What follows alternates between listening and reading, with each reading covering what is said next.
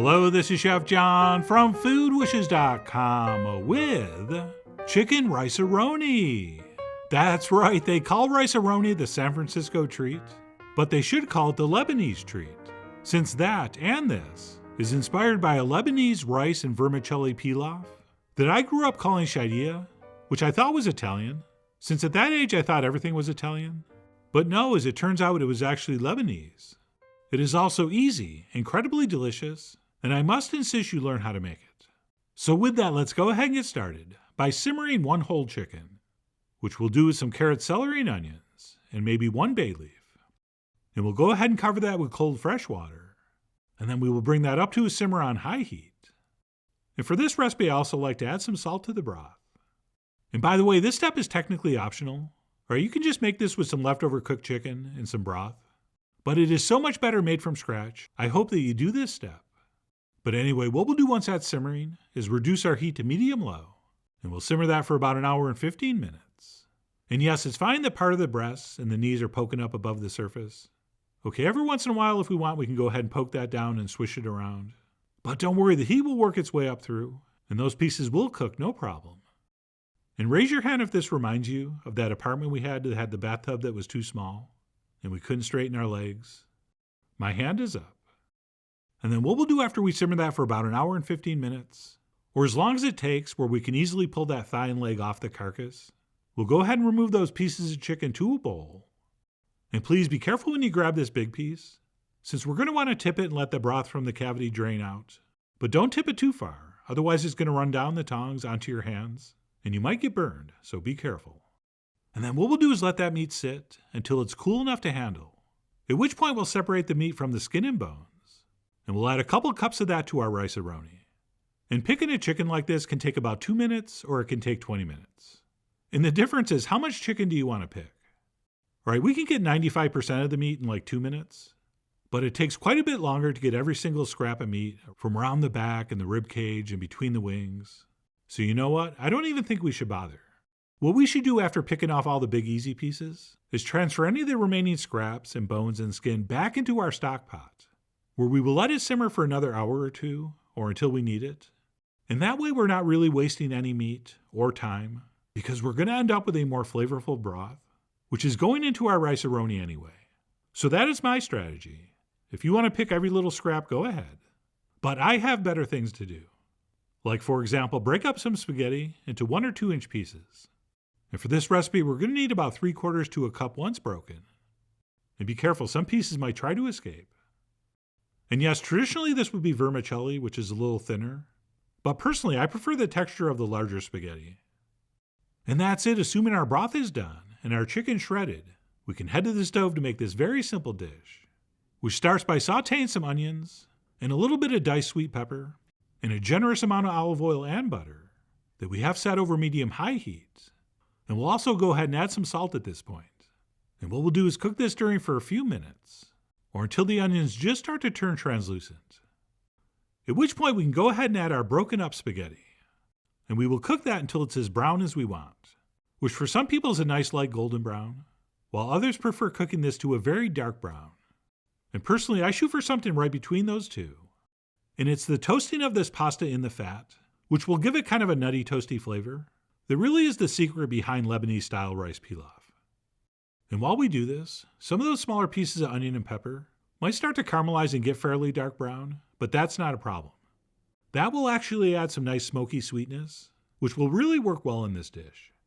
But anyway, like I said, we'll go ahead and saute that until it's as brown as we want, which for me is right about here. And at this point, we'll go ahead and add a couple cups of basmati rice, or another kind of white long grain rice. But basmati is my favorite. And we will stir all that together, and we will keep stirring until we're at least 90% sure 100% of those grains of rice have been coated with that delicious fat. All right, so take your time and give this a minute, since our rice being coated is important to the final texture.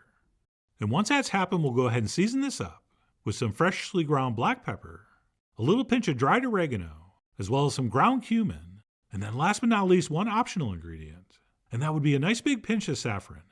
And before we add that, we should probably rub it between our fingers to break it up. And while, like I said, this is optional, I think it gives this dish a unique and incredible flavor, as well as a gorgeous color. And if you've always wondered about saffron and wanted to try it, this would be the recipe to do that in. And that's it. At this point, we can go ahead and dump in our prepared chicken broth that we made earlier. And we will stir all that together before adding the last of our ingredients, which for me is a couple shakes of cayenne that I forgot to add earlier, as well as some drained rinsed garbanzo beans, or as we called them in our house, chichi beans. And then I also like to add some green peas. And then we'll finish up with a couple cups of shredded chicken that we cooked in our broth earlier. And I like to use the dark meat in this and then save the white for a salad or something. But both will work, so that's up to you. And then what we'll do once we have that in and distribute it evenly is wait for this to come back to a simmer. And once it does, we will cover this tightly and we'll reduce our heat to medium-low, at which point we'll cook this for exactly 15 minutes. And during that time, do not, under any circumstances, lift the lid or give it a stir or do anything else other than look at it. All right, just let it cook and wait for the timer to ring. And once it does, what we'll do is take off the lid and we'll check the doneness. And at this point, that rice should be just barely tender. Okay, somewhere between 97 and 100% cooked. And we want to do this quickly, but don't be afraid to check in a couple spots. And for whatever reason, if the rice seems undercooked, you can let it cook covered for a few more minutes, but mine was perfect. And if yours is too, we will smooth that back out and cover this back up, and we'll turn off the heat, at which point we'll let this sit for exactly 10 minutes, giving that rice a little more time to absorb whatever it's going to absorb. And that's it. After 10 minutes of steaming with the cover on, we will uncover it, and we'll toss in some chopped parsley and cilantro. Okay, I did equal parts of each, and we'll go ahead and give that a stir, and not just to mix in the herb, but also to fluff the rice and to release all that heat that's still trapped inside. And thanks to our rice and pasta being coated in that butter and oil, and also thanks to the perfect amount of liquid, as you can hopefully see, we have a texturally perfect rice, with all the grains perfectly intact and separate. So that was looking perfect. And other than giving this a taste and checking the seasoning, we are ready to plate up. And then as far as final touches go, I'm just going to finish with a little more fresh herb over the top. But you could, if you want, serve this with some fresh lemon, or maybe some chili flakes or hot sauce, or even drizzle over some garlic-infused yogurt. But I usually just serve this as shown, and it is, without a doubt, one of my favorite all-time things to eat.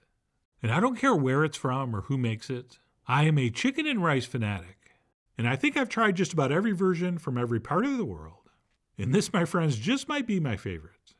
And as I drop a little bit here on the table, I should mention, I normally like to eat this with a spoon, like I do most rice dishes, but I already started with the fork, and now I'm committed, so I'm going to stick with it. But anyway, that's up to you. I mean, you are, after all, the roux and jewels of your rice eating tools. And speaking of euphoria, that is the feeling I have every time I eat this dish. In fact, this recipe makes one of my most exclusive lists, which are things I could literally eat every day. And if you're a fan of chicken and rice, I think you just might feel the same way. But anyway, that's it. What I'm calling chicken rice-a-roni. Although, as I explained earlier, it really should probably be called chicken-sha'rieh. But no matter what you call it, I think this is a truly great chicken and rice dish, which is why I really do hope you give it a try soon. So please follow the links below for the ingredient amounts, a printable written recipe, and much more info as usual. And as always, enjoy.